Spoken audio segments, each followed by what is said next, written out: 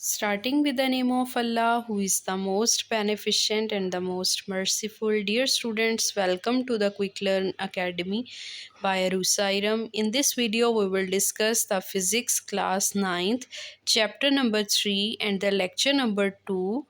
In this lecture, we will discuss the Newton's laws of motion, its first, second, and third law, and also the difference between the mass and the weight.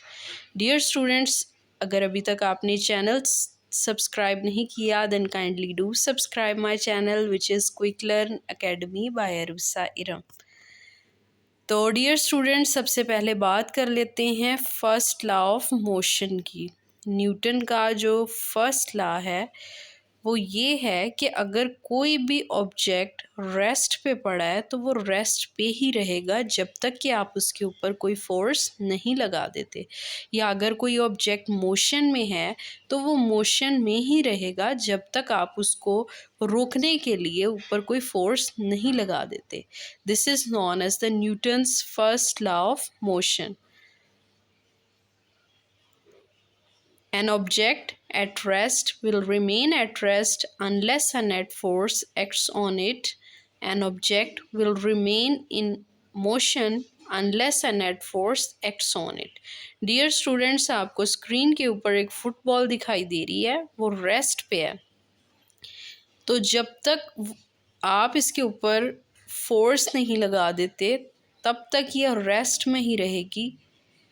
और in the second figure आपको नज़र आ रहा है कि एक ball जो है वो मोशन में है, तो वो मोशन में ही रहेगी जब तक कि आप उसको रोकने के लिए फोर्स अप्लाई नहीं कर देते। तो डियर स्टूडेंट्स, इसी को कहा जाता है Newton's first law of motion. Dear students, हमने कल इनर्शिया के बारे में पढ़ा था। So the Newton first law of motion is also known as the law of inertia. An object will not change its motion unless acted on by an unbalanced force. In short, if an object is at rest, will stay at rest. If it is in motion, it will remain at the same velocity. It will remain in motion. Dear students, आपने ये बात भी याद रखनी है कि ऐसे objects जिनका इनर्शिया, जिनका मैस ज़्यादा होता है, it's mean they have more inertia, और उनको डिस्प्लेस करने के लिए, अपनी जगह से हटाने के लिए ज़्यादा फोर्स की ज़रूरत होगी। डियर स्टूडेंट्स, आपको स्क्रीन के ऊपर नज़र आ रहा है कि two people are pulling a mass, two masses. One person is pulling a mass of 30 kg and the other person is pulling a mass of 300 kg. Dear students, जैसा कि मैंने अभी आपको बताया, जिन ऑब्जेक्ट्स का मैस ज़्यादा होता है उनको रोकने के लिए ज़्यादा फोर्स की ज़रूरत होगी। तो डियर स्टूडेंट्स, अगर आप 30 kg को रोकना चाहें तो उसको रोकने के लिए आपको कम फोर्स चाहिए होगी as compare to 300 kg।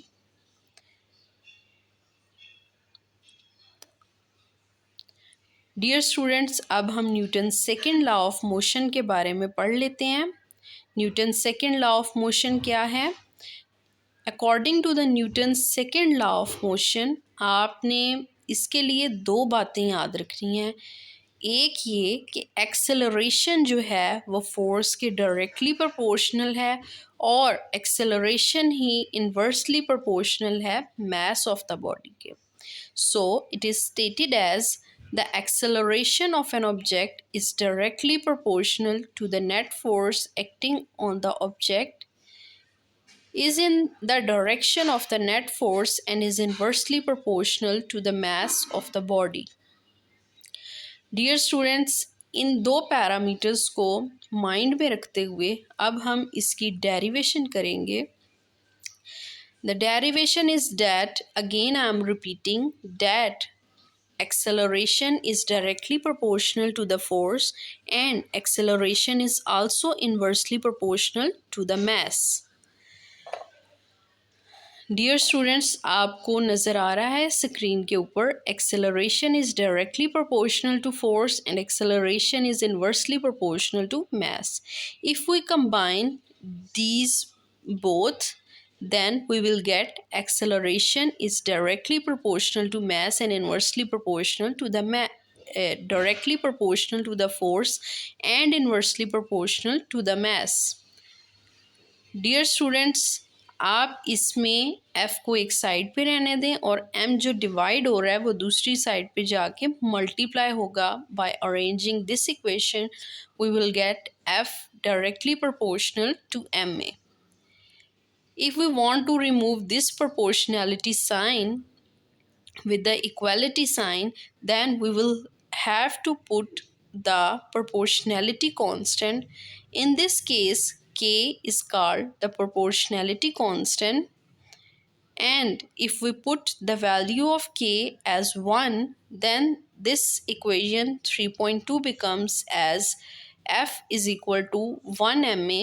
By multiplying 1 with ma, we will get f is equal to ma, which is the equation 3.3. Dear students, अब हम अगर in the form of units Newton second law of motion को define करना चाहें, then this law will become 1 Newton is the force that produces the acceleration of 1 meter per second square in a body of mass 1 kg. Dear students, ये कैसे आया? आपने equation 3.3 के अंदर force की जगह पे इसका यूनिट पुट कर देना है F इक्वल टू 1 न्यूटन, मास जो है 1 केजी और एक्सेलरेशन जो है वो 1 मीटर पर सेकेंड स्क्वायर होगा. If you multiply all these values then you will get 1 newton is equal to 1 kilogram metre per second square. This is also known as the Newton's second law of motion. Dear students, Newton's second law of motion is most important according to the board point of view for your exam preparation. Then you should have to learn this law and also practice for its derivation. Dear students, now we will discuss the mass and the weight. Generally, we take mass and the weight as the same quantities, but this is wrong. Dear students, mass क्या होता है? mass ये है कि किसी भी body में कितना क्वांटिटी ऑफ मैटर पाया जाता है, जबकि weight क्या होता है? weight जो है वो फोर्स है जिससे अर्थ जो है किसी भी ऑब्जेक्ट को अपनी तरफ खींच रही है. मैस जो है इसका मैग्नीट्यूड होता है जबकि डायरेक्शन नहीं होती, और जबकि वेट जो है इसकी दोनों कंपल्सरी हैं चीज़ें, magnitude and the direction. Dear students, maths की वैल्यू सेम रहती है, आप इसको जहाँ मर्ज़ी प्लेस कर लें, जबकि वेट जो है वो चेंज होता रहता है ड्यू टू ग्रेविटी.